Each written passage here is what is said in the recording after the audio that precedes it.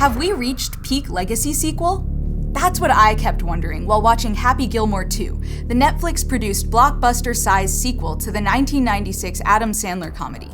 The original was a modest film. It cost $12 million, made $41 million, and won an MTV Movie Award for Best Fight. There was never any talk of a sequel, since, at the time, Sandler was essentially his own franchise, cranking out a new hit comedy almost every year. But now, it's the 2020s, when nothing is off limits for a revival. So here we are, with a Happy Gilmore legacy sequel that cost a staggering $152 million? There's a flashback prologue featuring digitally de-aged actors. The title character, now decades older, encounters a new generation of characters who idolize him.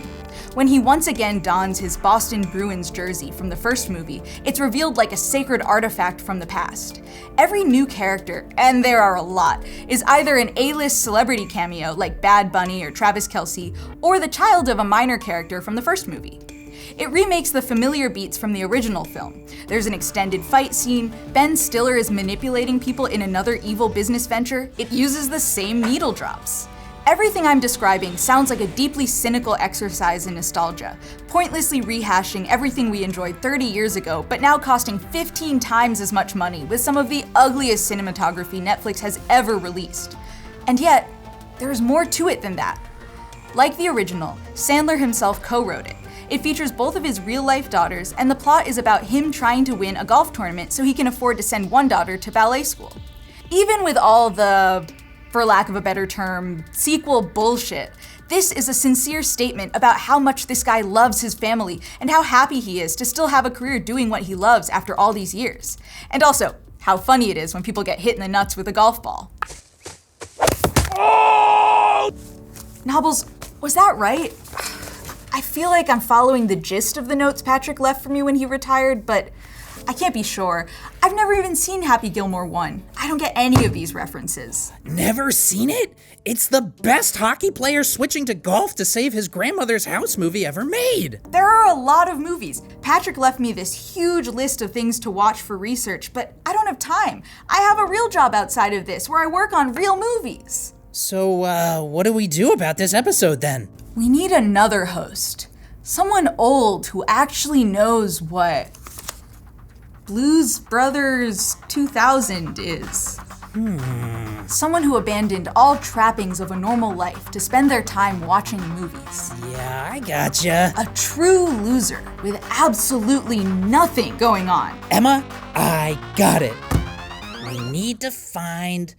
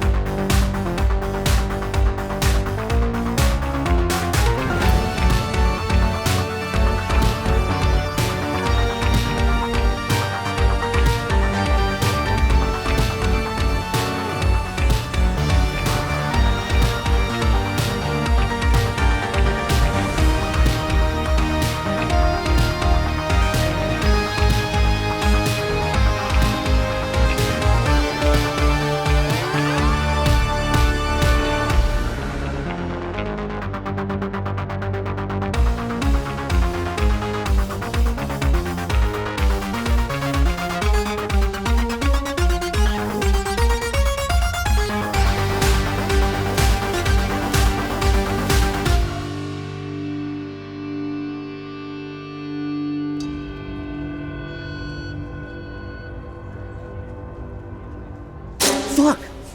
You almost gave me a heart attack. Patrick, it's me, Nobbles. Remember we used to work together back in the old days of 3 weeks ago? Yeah, I remember. What are you doing here? Things are dire. Emma is trying to carry on the Legacy sequel video where you left off, but she has none of the nostalgic millennial baggage for these movies like you do. We need you back. I left the cinematic science unit in shambles. I can't go back there. Anyway, I've made a whole new life for myself here. I'm running an inn, getting to know all my kooky neighbors, and raising my teenage daughter as a single mother. That's just the plot of Gilmore Girls. And I've been watching a lot of Gilmore Girls, okay? Look, you guys are better off without me. And besides, I have nothing more to say about Legacy sequels. Except that, I guess, By 2011, the unstoppable force of fandom had dug its fingers in and rebuilt the Legacy sequel into its final form. With Tron Legacy and The Muppets, now fans had taken over the franchises. The parents were away and the kids were in control, creating what they had wanted to see their whole lives, making these movies for other fans like them. The Legacy sequel formula had been perfected and it was ready to explode. And explode it did. In the ensuing 15 years, Legacy sequels multiplied rapidly, becoming more numerous and in some cases, shockingly hot. This year alone, there have been 10 Legacy sequels released in theaters. Like, in the last decade, literally half of the movies Harrison Ford has made are Legacy sequels with him reprising roles he originally played in his 30s. And then in another one, he's the Red Hulk. So how long until Robert De Niro gets dragged back to play Jake LaMotta in a sequel called Aging Bull? Nice one. Thank you, Nobbles. It's a phenomenon that begs the question. Are we doomed to keep recycling the past, making a copy of a copy of a copy, getting a little worse every time? Can we ever break free and move forward? So that's it. That's all I have to say about Legacy sequels. I have nothing more to add, except that I might want to say that the Star Wars prequel trilogy was actually a major turning point in the evolution of the Okay, form. save it for the studio. Come on, Patrick. It's time to return to the past and continue what you started as a younger man. I was literally just saying that returning to the past isn't always the best. You know what? Fuck it. I got a lot more to say. Nobbles, let's go. Yeah.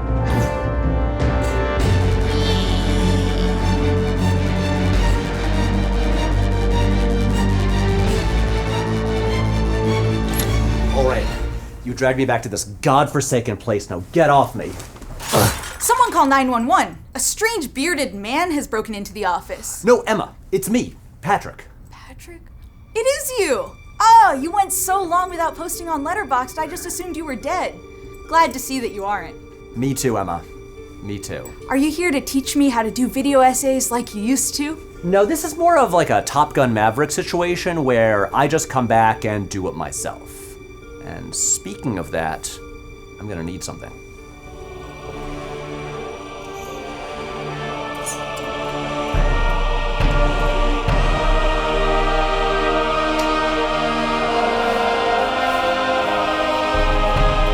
Right, the turning point. The moment that really led to all of this, that created our current situation, was the Star Wars prequel trilogy. That's right, the prequels. Yes, they had a famously divisive reception. Yes, they were prequels, not sequels. But what matters here is that the Star Wars prequel trilogy proved how enormously successful it could be to bring back a popular IP after a long absence and continue it with multiple installments. Now, while the movies were giant commercial hits, among the longtime fans, these movies weren't quite what they wanted. They didn't quite feel like the Star Wars they loved and remembered. They didn't hit the nostalgia buttons in quite the right ways. But these movies laid the track for what was to come. Because exactly 1 decade after the prequel trilogy ended, we got... And okay, for this, I think it's time we brought out an old friend. Okay, let's go.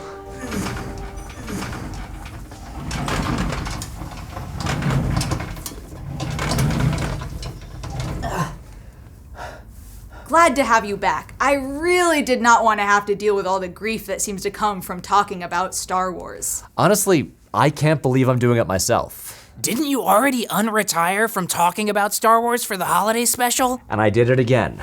Coming out of retirement twice, I'm like the Daniel Day-Lewis of talking about Star Wars. So, Tron Legacy and The Muppets may have created the modern Legacy sequel formula, but it was J.J. Abrams' 2015 film, Star Wars Episode 7: The Force Awakens, that realized its full commercial potential, that kicked off this era of peak legacy sequel. But the real moment that changed popular culture actually came before the movie was even released. It was in the second teaser trailer, when Han Solo and Chewbacca stand on board the Millennium Falcon for the first time in more than 30 years, and Harrison Ford says, "Chewie, we're home." Everything here just looked right. It felt right. It was just like we remembered it, not some artificial CGI version.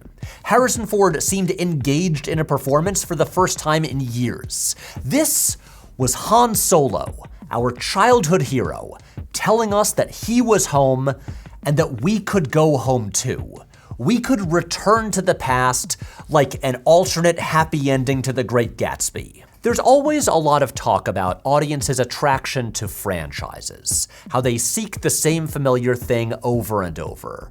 But legacy sequels aren't the same thing as like a Marvel movie where you got a similar one a year ago, because there is way more time in between. The entire point is that this is something you first fell in love with at a different time in your life. As Jesse says in Before Sunrise, so think of this as time travel, from then to now. Look, the Star Wars prequels are flawed but genuinely fascinating movies that, unlike me, time has been kind to. Now, I have complicated feelings about all three of them. I find them somewhat frustrating to watch, but I give George Lucas a ton of credit for deliberately going in a very different direction than with the original films. He didn't want to repeat himself. He made something that looked and felt very new. But the mission of The Force Awakens was not to do something different and new. It was the opposite, to just do the original movies again. And man, I gotta be honest, at the time, it was so exciting just to watch Star Wars that felt like classic Star Wars again. That was a fun, fast-paced adventure with humor and drama in dirty, tactile locations. It was comforting because it was so familiar. It gave us a feeling that we had missed for so many years. The Force Awakens came out a decade ago. God, I feel old. And it's a weird experience to rewatch it now in the wake of everything that came after. The movie is still largely fun. The first act is still fantastic, the new characters and new cast members are all great, but looking at it now, and keeping in mind the anatomy of a legacy sequel established in the previous episode, the reverence for the original movies is just off the charts. Like, it is crazy. If there was a meter for this, like a reverence-o-meter, it would explode. It's so intense that it kind of drowns out one of the other key parts of the legacy sequel anatomy, the passage of time. The Force Awakens tries as hard as it can to undo the time that has passed since the previous installment. Han and Leia have split up and basically gone back to exactly what they were doing at the start of the original movie. Despite the evil empire being overthrown at the end of the previous movie, well, here is an identical enemy with identical soldiers and identical spaceships and an identical super weapon, and now the status quo is basically the exact same as it was before. It's like no time passed at all. The meta-commentary begins and ends at, "We love the original Star Wars movies, and we don't like the prequels." That's it. Like, the film even begins with Max von Sydow basically apologizing to the audience for the prequels, saying, "This will begin to make things right." In his book, Retromania, Pop Culture's Addiction to Its Own Past, it is what Simon Reynolds refers to as Chris Farley syndrome, when we just reminisce about media from the past, and it turns into the Chris Farley Show from SNL, where we have nothing more to say about it than, "Hey, remember Star Wars? That was awesome." But you said the movie was fun. It is. It's a fun movie with a lot of great stuff in it. It's just that it also has some problems as well. Everyone always gets hung up on one thing that George Lucas said years ago in a documentary. Again, it's like poetry, so if they rhyme. Okay, let's be clear here. Rhyming is not the same as just quoting the exact same words.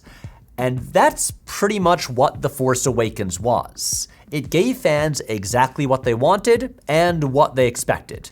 It was as reverential as possible to the original, to the point of almost just straight up remaking it. And it made more money than almost any movie in history. Tron and the Muppets may have unlocked the legacy sequel Pandora's Box, but The Force Awakens kicked it wide open. But beyond just Star Wars, 2015 was the year that legacy sequels exploded. There would never again be a year without at least 2 of them.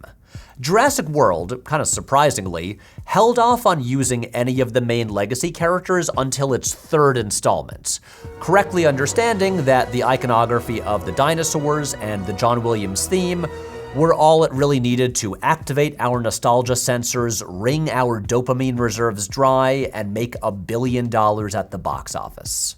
A much better movie released that same year was Ryan Coogler's Creed, his legacy sequel to the Rocky franchise about the son of the late Apollo Creed who tracks down an older Rocky to be his coach. Look, I could do a whole video on that movie and how I would argue it is the very best legacy sequel ever made. In fact, I actually, a couple years ago, wrote an article about it. And while it's reverential to the original films, like tying itself to the lore, using a similar overall structure, and being deliberate about when to deploy classic iconography or the classic Rocky musical theme, it is very careful to carve out its own identity distinct from the original, so it never feels like a remake. Creed 2, on the other hand, leans too hard into the reverence, being more a direct sequel to Rocky 4 than to Creed 1. But in Creed 3, well, they actually don't even need Rocky to be in it. It has become its own thing now. It doesn't need to rely on nostalgia at all anymore. So 2 out of 3? Not bad. In the last decade, beyond additional sequels to Star Wars and Creed and Jurassic World, we got legacy sequels to everything from Mary Poppins to Jay and Silent Bob Strike Back. Halloween got a new legacy sequel that decided it was only a sequel to the original Halloween, ignoring all of the other sequels, even the legacy sequel from 20 years earlier.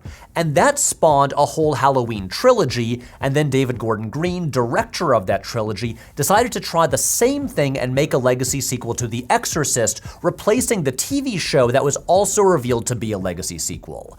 And that movie, it didn't turn out as well as Halloween did, and it does not look like that will become a trilogy. In the film industry, where it has become harder than ever to get movies greenlit, legacy sequels kind of became the easiest way to get a project off the ground. When Jason Reitman had a string of flops in a row and it looked like his career was struggling, well, the obvious move was to just do the thing he always said he would never do. Make a legacy sequel to the movie his dad made back in the 80s. And while that movie is, how do I say this politely, a stupid pile of doo-doo, studios were so ready to greenlight anything with an old, well-known IP that could potentially cash in on audiences' nostalgia that it actually created a few opportunities for filmmakers to actually do something really interesting. Emma, we're gonna need the slide projector.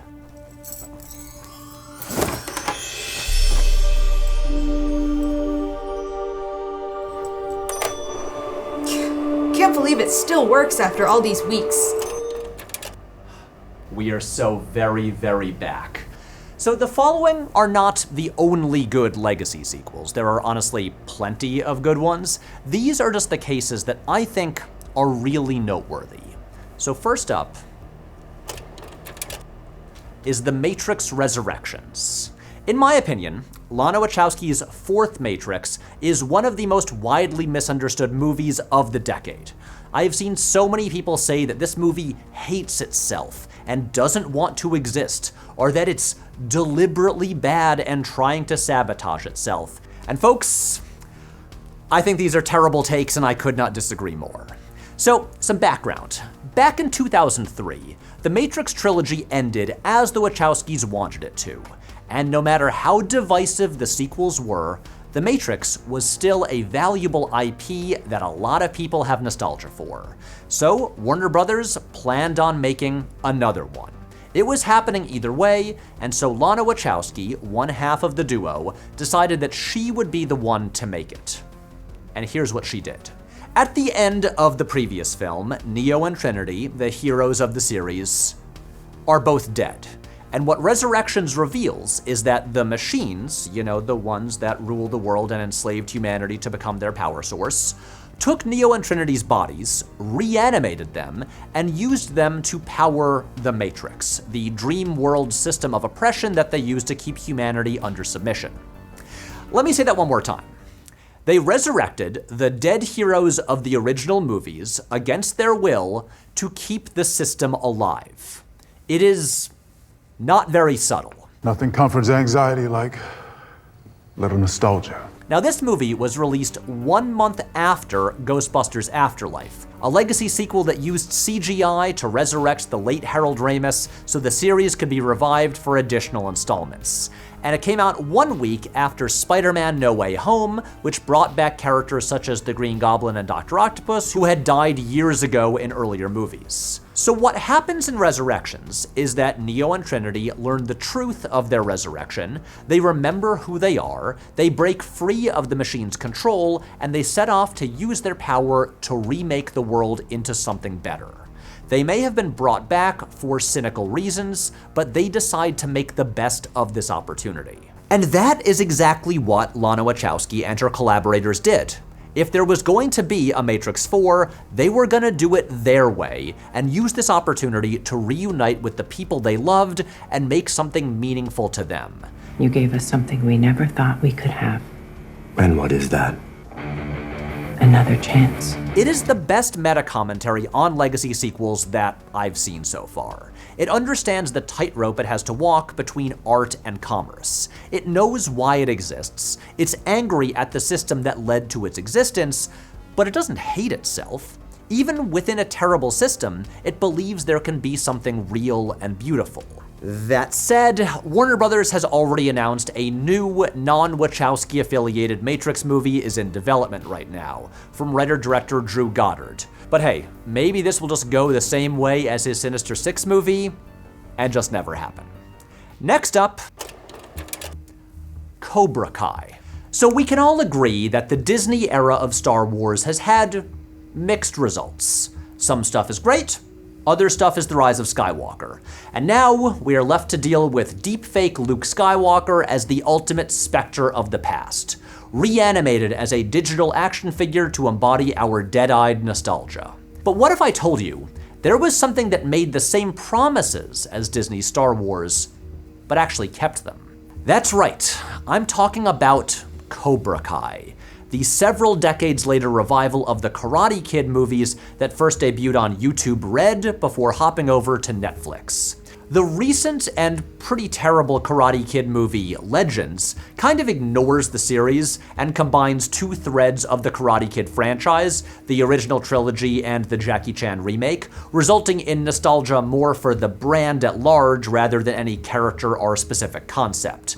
But the show is all about the characters and ideas introduced during the original 3 movies from the 1980s, which, by the way, were directed by John G. Avildsen, the same guy who directed Rocky and Rocky V, aka the first one and the worst one. And like Rocky's eventual legacy sequel Creed, Cobra Kai is, in part, about the next generation. Specifically, the kids of the original movie's protagonist, the underdog Daniel LaRusso, played by Ralph Macchio, and his bully antagonist, Johnny Lawrence, played by William Zabka. However, while both these characters are eventually brought out of retirement to establish rival dojos, or rather to re-establish the more peaceful and honorable Miyagi-Do and the strike-first angsty Cobra Kai, what is the purpose of karate? Strike first, strike hard, no mercy, sir. No. They aren't supporting characters tasked with shepherding the franchise for a new generation. They are still very much the main characters, and they deal directly with the lingering ripple effects of the events from the movies. And here is where things get interesting. This time, it is Johnny Lawrence, the quintessential 80s teen movie bully, who's the underdog, while still being a bit of an asshole. He's a loser who lives in his car, having been beaten down by life for several years. And while Daniel isn't exactly a bully now, he's a successful businessman who ends up kind of cut off from the common man. So when these inverted legacy characters revive their respective dojos, what you have is a reversal of ideology, in a way that Disney's Star Wars might have benefited from. The light side of the Force, or the more centered and meditative Miyagi-Do, is run by a guy who kind of sucks now, and who raises a bully of a son. While Cobra Kai, or the dark side, well, it also kind of sucks. But then, even more villains from the previous movies show up, forcing Johnny to transform his dojo and his entire worldview into something more well-balanced. And the way he does that is by teaming up with his old rival and with Miyagi-Do. It's kind of like if Rey had taken Kylo Ren's hand at the end of The Last Jedi, which wouldn't necessarily have been the right move for that movie, but it would have allowed the series to explore what happens when the Jedi and the Sith, or the light and the dark sides, try to find balance. All of this is to say, Cobra Kai is a show that really takes the time to examine what the past actually means for these characters.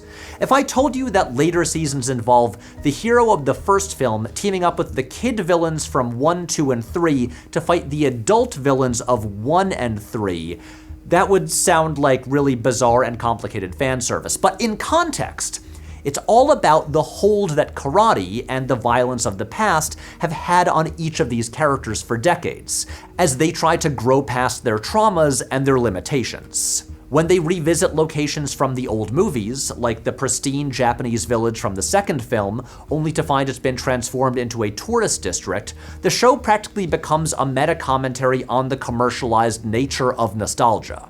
But it still finds emotional connections by harkening back to characters and scenes that meant something to each of these people. Only now they talk about how much things have changed, and how much they have too. For Johnny Lawrence and Daniel LaRusso, this is the battle that plagues them throughout all 6 seasons. They're the same people in many ways, and that's not always a good thing. But they're also different, as is the world around them, forcing them into uncomfortable compromises as they try to leave some parts of the past behind while embracing others. Which brings us back to the central question of legacy sequels. Can we break free and move forward? The answer is never an easy yes or no, but with so many shows and movies coddling their audiences and telling them to stay comfortably in the past, legacy sequels that show us the difficulty of changing that dynamic are all the more valuable. Which brings us to T2 Trainspotting. Yep, the one no one saw and most people forget even exists. The bafflingly titled T2 Trainspotting, which makes it seem like Robert Carlyle is going to be made out of liquid metal or something. Danny Boyle's long-awaited sequel to Trainspotting is one of the best things to come out of the legacy sequel boom.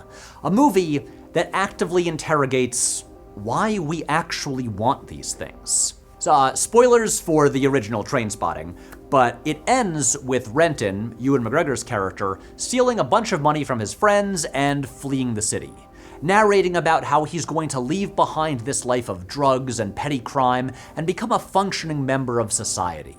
And now, 21 years later, he has done exactly that, living in Amsterdam with a normal, heroin-free existence.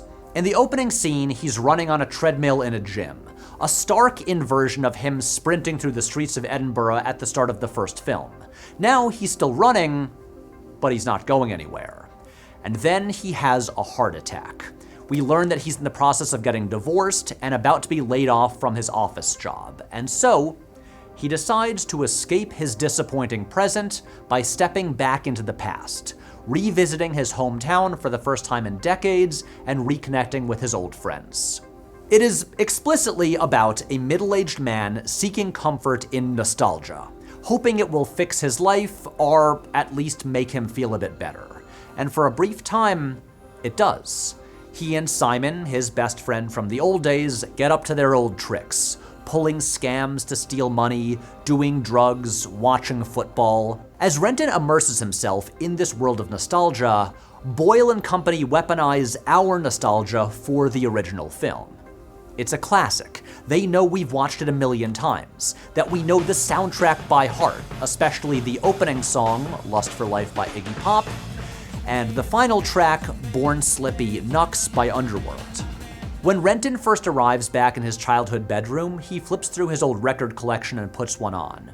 Within a second of Lust for Life bursting out of the speakers, he rips the needle off the record. It's too much, too soon, and he's not ready yet. But as the film goes on and Renton falls back into his old ways, Boyle starts teasing us with bits of those familiar needle drops. Quick snippets of Lust for Life and Born Slippy. And each taste of those songs gives us this dopamine hit of nostalgia. But importantly, never the cathartic rush of hearing the full thing. Because we can't ever fully recreate the past. We just get a taste of it that ultimately proves empty. When Renton and Simon decide to shoot up heroin again, it's scored to Slow Slippy, Underworld's alternate mix of their classic song that's basically like the bummer version. It's familiar, but not the same. In the 90s, Underworld's music was like the anti-nostalgia. Rave culture and electronic music like this were new and exciting, but now, 20 years later, it has become comforting and familiar. There's a scene in the middle of the film where it flirts with going full remake and reliving the glory of the past. Veronica, Simon's girlfriend, asks Renton about Choose Life. What's Choose Life? What? A recurring joke they made in the original film, riffing on the 1980s anti-drug campaign. Choose life, choose a job, choose a career, choose a family. And as he explains it to her, he delivers an updated version of the iconic monologue that opens the first film. Choose handbags, choose high-heeled shoes, cashmere and silk to make yourself feel what passes for happy. And it's thrilling. This is Han Solo saying, "Chewie, we're home." This is Maverick getting back into the cockpit of an F-18. And we hear bits of the classic songs again. We see snatches of clips from the iconic opening scene of the first movie. It feels like the old days again. Choose Facebook, Twitter, Snapchat, Instagram, and 1,000 other ways to spew your bile across people you've never met. But as the speech goes on, it gets sadder, angrier, and more bitter. It becomes all too aware of how dull and joyless middle-aged life has become. The hits of Lust for Life stop coming. Choose unfulfilled promise and wishing you'd done it all differently. Choose never learning from your own mistakes. Choose watching history repeat itself. Because this is not youthful rebellion anymore. This is a sad grown-up who hasn't moved on. This is the cold, bleak reality of the legacy sequel experience. Your middle-aged life is unsatisfying, so you turn to the past, hoping to find comfort in what brought you joy before. But it's hollow now. Nostalgia only gives you a brief high. And as Renton finishes the speech, Veronica just looks back silently, and he smiles and says, "Anyway, it amused us at the time." Exalt your fandom. Live your fashion. The 2025 Patrick H. Willems collection. The ordinary becomes spectacular. The Cinephile's mug. Be bold and unafraid to express who you are. Tell the world, I appreciate Val Kilmer more than you. And finally we give you the Nobbles. You too can have a piece of the icon himself. Available now for a limited time. Okay, so what do we mean by peak legacy sequel? When we think of legacy sequels, there's a sort of mythic quality to them. It's best exemplified in Star Wars, a saga about intergalactic war and religion spanning generations. People grow old, they face loss and disappointment. Students become mentors. Children inherit the gifts and sins of their parents. People fall in and out of love and reconnect after years apart. Just the very nature of the stories lends them an inherent gravitas. Like, the very first ones ever made were sequels to some of the greatest films of all time. 2001: A Space Odyssey, The Wizard of Oz, Chinatown, Psycho, or The Godfather. which is why it seems so crazy that now we're getting the same thing but for Freaky Friday and I Know What You Did Last Summer and Happy Gilmore, which Emma gave a really strong analysis of. Great job, Emma. So this is what I mean when I say peak legacy sequel. It's not that these movies are even all bad, like there are plenty of great ones. For years I had zero interest in a Top Gun sequel and then oops, what do you know, it's a masterpiece. So there are great ones, and mediocre ones, and shitty ones, but it is the saturation of them that worries me. I'm genuinely starting to wonder, is this all we have to look forward to? What destroyed our desire for the new? In another part of his book, Retromania, Simon Reynolds writes, "For the greater part of the last century, modernism and modernization were the watchwords. The emphasis was on hearkening forward, an intent focusing on everything in the present that seems to represent tomorrow's world today. That changed gradually but with increasing momentum from the early 70s, towards a preoccupation with the residues of the past in the present, a massive cultural shift that encompassed the rise of the nostalgia industry with its retro fashions and revivals. Until the 70s, so much of art and culture and fashion was forward-thinking, innovating new styles, excited about the future. So much of science fiction back then imagined an incredible, exciting future with like moon colonies and flying cars and robot butlers. And then, to grossly simplify history, shit got bad. Starting in the late 60s, we got a whole bunch of assassinations, the Vietnam War, Watergate, the Cold War, etc. And as the present got bad, the preoccupation with the past began. Nostalgic pop culture really began in earnest in the early 70s with Happy Days and American Graffiti, which were set in the 50s and 60s respectively. But back then, there was no internet, so there was only so much escaping into the comfort of the past that people could do. You could go to the movies or watch a TV show that aired once a week, but from there, the backwards slide of nostalgia would only escalate.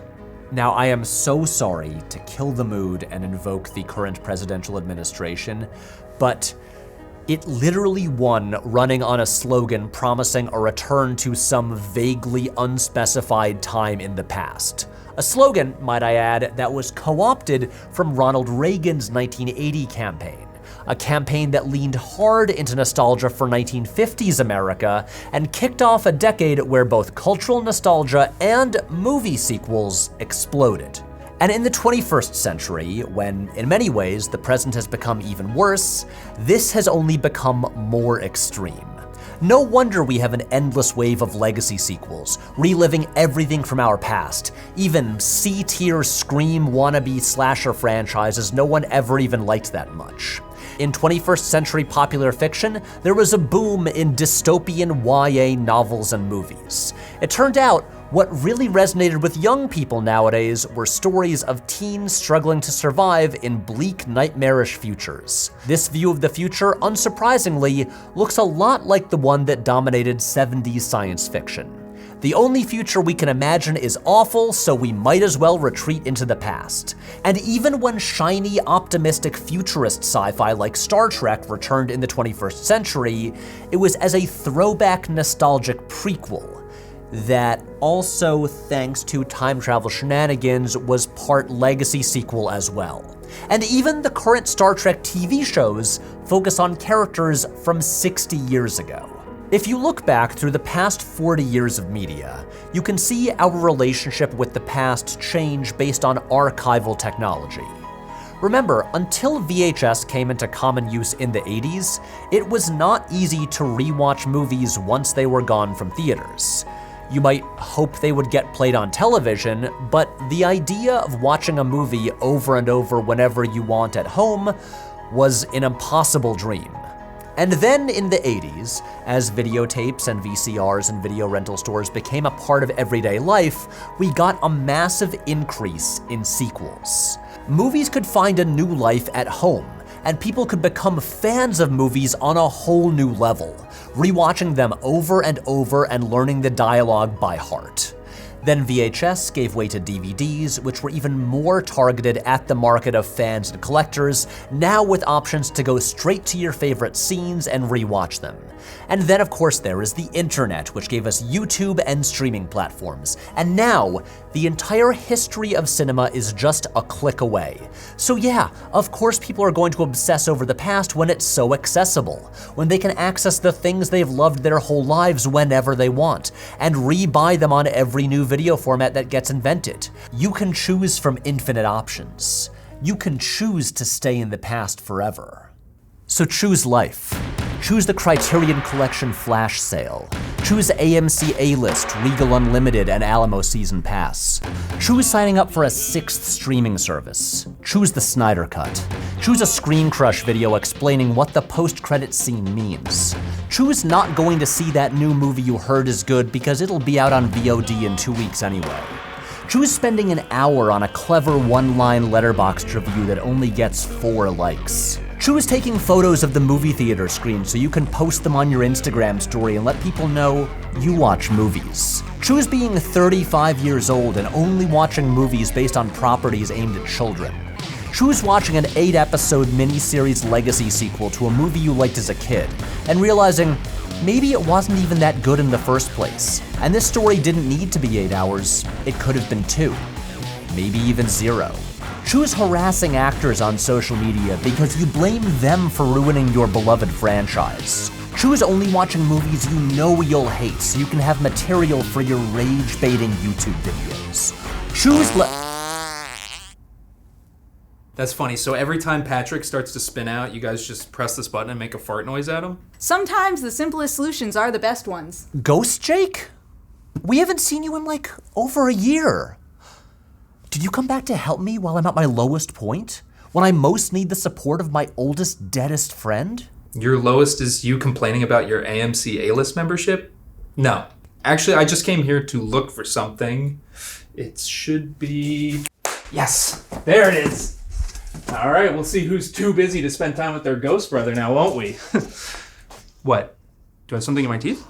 Now, Matt Torpey there, that would have been a great legacy character to get back. Like, can you imagine? We could have had Matt meeting Nobbles, characters from different eras of the show interacting. Yeah, that would have been awesome. Uh-huh. All right, well, I'll see you guys later. It's always about Matt. You know, I was in that movie too. Okay, so what's been the biggest thing in movies for the last decade and change? Obviously, the Marvel Cinematic Universe, which used its sequels and shared continuities to make, one sec, let me check my notes, $1 bazillion. It set a template that many studios tried to copy, but no one else really managed to perfect. But now that that well has sort of dried up, even the MCU has turned to the familiar success of legacy sequels. Of course, with most of their main characters having been in near constant circulation, they can't exactly pull from their own movies. So they've been reaching further into the past, and into the bag of characters and films owned by the Disney Corporation at large, especially after its merger with 20th Century Fox. Fox actually sort of laid the groundwork for this template in 2014, with the time travel movie X-Men Days of Future Past, which featured both old and new versions of the same characters, but it only really briefly had them interact. But in 2021, Marvel brought audiences back to movie theaters with the question of whether or not Tobey Maguire and Andrew Garfield, 2 actors who had played Spider-Man in entirely different series, would show up alongside Tom Holland. The answer was yes, obviously they would. After all, their respective villains were already part of the marketing. But like the first Avengers movie, where we were all wondering if heroes from different franchises would actually click together, the question was whether different versions of the same character could come together on screen. See, now, this wasn't just the 3rd MCU Spider-Man movie. It was also a legacy sequel to a Spider-Man franchise made by a different studio 14 years earlier. Actually, 2 different Spider-Man franchises made by a different studio. I'm not saying it doesn't work, because obviously it did, but it is effectively using the audience's nostalgia for movies that aren't yours. You didn't really earn it. But that movie made like $1 trillion, and so from there on out, it pretty much guaranteed where the franchise would go.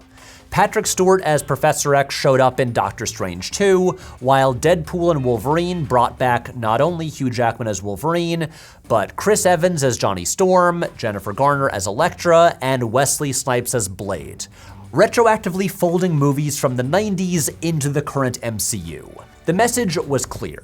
If you've ever been part of a movie under the Marvel banner, even if it was made before the MCU existed, or in the case of Channing Tatum as Gambit, even if it was never actually made, you are fair game now as the universe heads towards Secret Wars, which in the comics is all about the collision of different universes. The excitement of the Avengers films is no longer about characters in the same universe interacting, because we've seen that happen a bunch already, but now it's about hopping these impossible borders that aren't actually impossible if you just own all the characters.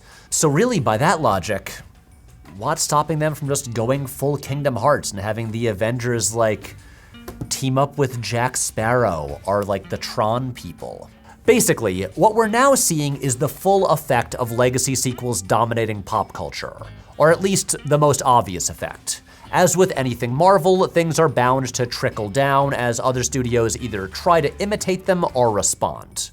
Even though Marvel's legacy sequeling is somewhat recent, we've actually been in this moment for some time.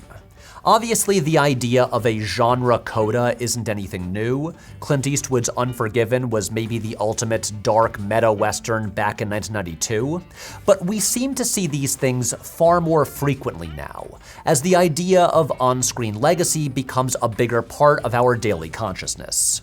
Just a handful of years ago, gangster films like Josh Trank's Capone and Martin Scorsese's The Irishman, 2 very different filmmakers, looped back around on decades of the genre's imagery, with the latter practically playing like a legacy sequel to Goodfellas and Mean Streets, exploring and following up on similar ideas, but from an older, wiser standpoint.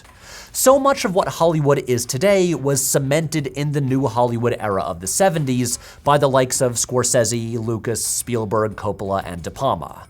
So now, as those artists age, they make films that look back on their legacies and the worlds they're leaving behind, while the younger generation that grew up on the franchises they spawned are directly or indirectly reviving their ideas. Whether or not they're directly related, these two halves of the nostalgia movie come from the same time and place. So them unfolding side by side, like when The Irishman and The Rise of Skywalker opened a few weeks apart, was sort of inevitable. And those effects can ripple outward as well. Even on the festival circuit, you're bound to see the occasional art house movie that plays kind of like a legacy sequel. So for example, Romanian director Radu Jude, whose satires on cinema are extremely dialed into modern trends, made a movie in 2023 called Do Not Expect Too Much from the End of the World, about a modern gig economy worker, a young production assistant named Angela, who moonlights as an Uber driver. In the movie, he also used footage from the 1981 Romanian drama Angela Moves On, about a cab driver also named Angela, and he eventually brings back that actress as her original character and has the two Angelas meet, as Jude further examines the nature of image making in the shadow of modern Hollywood. The art house legacy sequel may not be a common occurrence, but you're starting to see it more and more, with documentaries like Letters from Wolf Street, a Polish film about its filmmaker's immigrant experience, which uses footage from an even older documentary shot in the same neighborhood to show how much it's changed, and stage adaptations like The Dutchman, based on the play by Amaury Baraka, which take a meta approach and fold in previous movie adaptations into their chronology. And even an original blockbuster like this year's F1 from Top Gun Maverick director Joseph Kosinski feels like a legacy sequel to a movie from the 90s that doesn't actually exist. as it tells the story of a veteran driver returning to the sport he left behind to work with a young teammate. And of course, it inevitably led to discussions of a potential Days of Thunder legacy sequel, and maybe even a crossover, where Sonny Hayes races against Cole Trickle. The effect of old media on new movies is not a new phenomenon, but the more it happens at the studio level, the more TV revivals that happen, and the more ads we see where an actor reprises a beloved role decades later, the more that this relationship between past media and the present becomes part of our daily outlooks. So it should come as no surprise that in addition to the many upcoming nostalgia sequels, to The Devil Wears Prada, The Princess Diaries, Meet the Fockers, Riddick, Shrek, Buffy, Clueless, Malcolm in the Middle, Scrubs, Legally Blonde, and even, that's right, The Passion of the Christ, we are now even getting legacy sequels to Turn Your Brain Off parodies, with the upcoming Scary Movie 6 and Spaceballs 2. Hey, a very late addition to the video, just while we've been editing this. In the past 2 days, there have been 2 more legacy sequels announced for The Mummy and Gremlins. So they just keep on coming.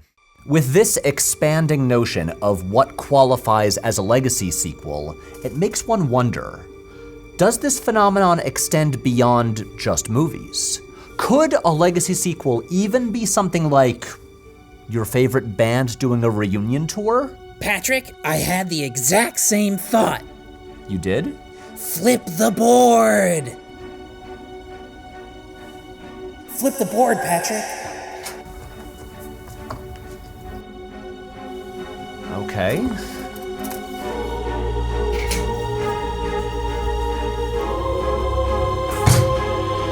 Whoa.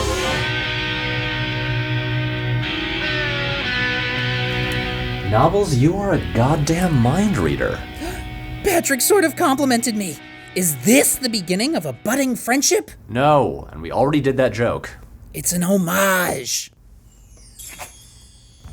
Okay, so it is finally time for me to go full self-parody and explain why the Oasis reunion tour is actually kind of the perfect legacy sequel. So immediately there is the remake component. It's the original thing, reformed, looking and sounding just like you remember, playing the classic songs we all love. But then, there is another aspect that separates it from many other reunion tours. The sequel part of it. See, this tour completes an emotional arc started decades earlier. The foundation of Oasis has always been the relationship between brothers Noel and Liam Gallagher.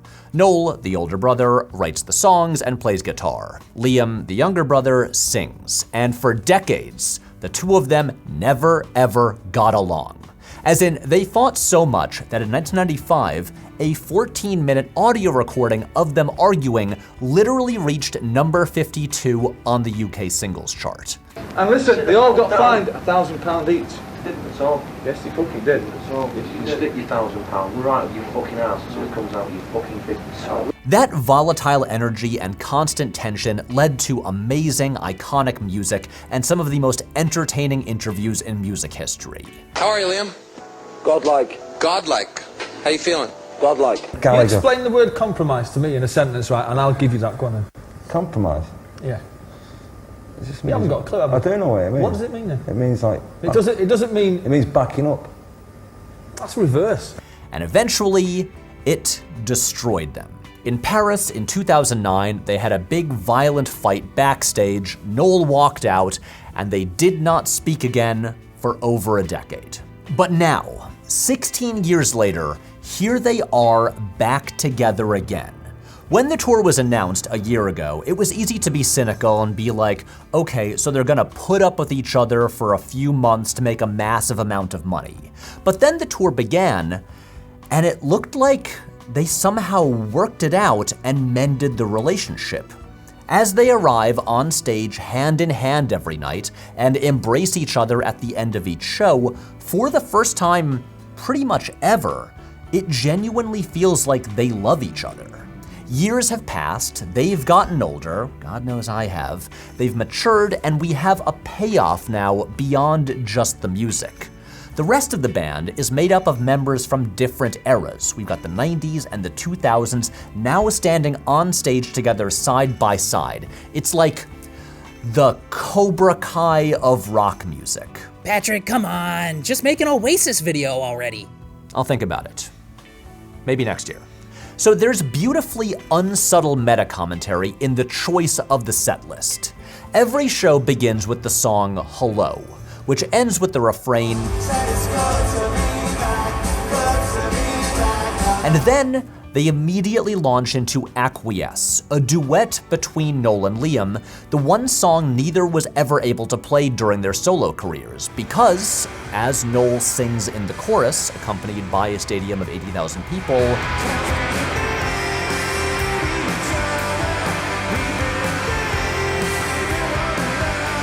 it is beautiful and moving, and it makes me really happy. And in the crowd, we can see different generations. Older fans who were there in the 90s, and Gen Zers who only discovered the band in the time since they broke up. On one level, it is dripping with nostalgia, but on another, it feels surprisingly new. Now, it remains to be seen whether this is the start of a new era with new music, or if it's just a coda, but either way, it is incredibly satisfying. Is he gonna start crying about the Wonderwall, guys?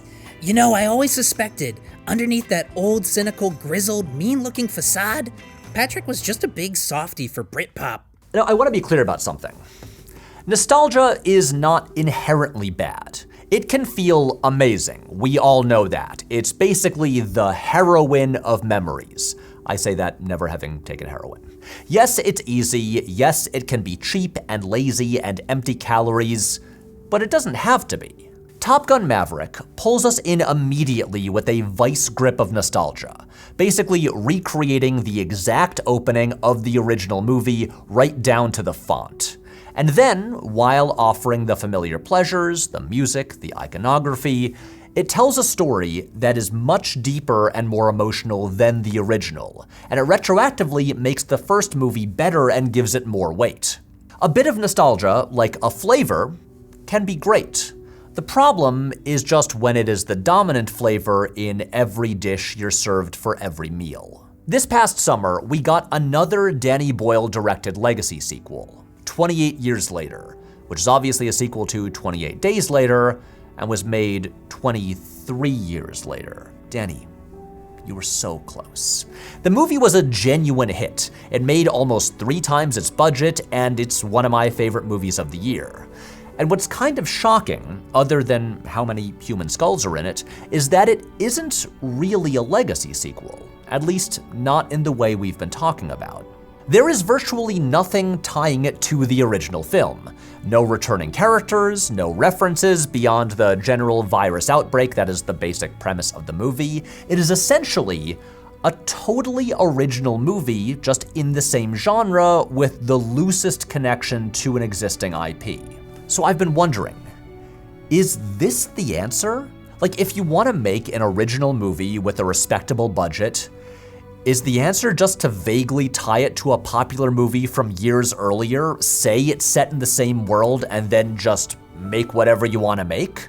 Do you manipulate the audience's nostalgia to get them in the door for something that won't actually offer them any nostalgia at all? Maybe that's the cynical view, but it's probably not that far off from Hollywood's approach as they search for their next cash cow. Artists have always been at the mercy of wealthy patrons, and if smuggling originality is what it takes, then I guess that's better than no originality at all. Look, our present doesn't look like it's getting better anytime soon, and so I doubt our culture's obsession with the past is going to end. Legacy sequels, in some form or another, are probably here to stay. So I assume we can all look forward to There's Something About Mary's Daughter, and Great Will Hunting, and Armageddons with a $S. But really, if this is what the future holds, then the message that I want to impart is, Disney, get your shit together and change your mind about Steven Soderbergh's Star Wars movie. Like, truly, you have something that cool sitting in your lap with one of the best directors alive, and you're gonna be like, I don't get it. In this world full of space wizards and ghosts, how can a character who died come back? Bob, seriously, you can turn this ship around and look like a hero right now. And hey, if you have to wait like 4 years to do it, then it'll qualify as a legacy sequel, and I know you love those. So greenlight the hunt for Ben Solo. Let Soderbergh make a Star War. And also, please watch original movies too. There are so many good ones out right now, like Everyone is Sleeping on Roof Man, which I thought was terrific. So that's all. Thank you. So what now? Is it back to retirement and Gilmore Girls? Yeah, is this a coda, or is this reboot going to continue for more installments? Well, guys, as much fun as it was to come back here and do this with you. Hey, Patrick, I just got an email from our CFO. $500 for... Wait, we've done this before. Wait, is this like a legacy sequel meta-commentary thing? Well, technically the whole video is commentary. Yeah, this is the loose remake part, since what we're doing right now is a recreation of the final scene of the previous episode. Okay, well then why did we add an unnecessary new character? Hey guys! Wait, has he been here the whole time? Whatever. These room service charges from the Poconos, I ain't paying for that. You're gonna have to deal with this yourself. Tom, let's go buy some cereal. Ooh, chocolate. Well, looks like I'm sticking around, because this is the only way I know how to make money. Just like a movie franchise that comes back decades later for a legacy sequel, this video is not over, because I have to let you know that The Dinner Plan, my new film, is out right now and streaming exclusively on Nebula, our sponsor for this episode. The Dinner Plan is a half-hour-long comedy thriller, a Hitchcockian story of suspense. Except instead of being about murder, it's about trying not to throw up at a dinner party. It has an incredible cast: Griffin Newman, John Hodgman, Miriam Shore, Zach Cherry, Eudora Peterson, Jeffrey Cantor, and Cindy Chung. It has thrills and chills, laughs and suspense, and an ending that you will never forget. And despite all the anxiety and suspense, it's also a very cozy movie, so it's perfect for this time of year. But The Dinner Plan isn't the only reason to join Nebula. We have everything from documentaries like Scav, from the creators of Jetlag the Game, to surreal comedy shows like Amy's Dead End Dreamhouse, a kid show for adults created by Maggie Mae Fish. So with Nebula, you have great original movies and shows, you're supporting independent filmmaking and independent creators like me, and you get to watch my videos early. Like, the next one is already out, like, right now, so go watch it. If you use this link or scan this QR code here, you can get 50% off of an entire year of Nebula. And a portion of that money goes directly to supporting this channel, which would mean a lot to me personally. And if you're already a member, well, you can give someone a gift subscription this holiday season. And we're now offering 3-day free trials, so you can just try it out without spending any money at all. There is no reason not to, so come on. What are you waiting for?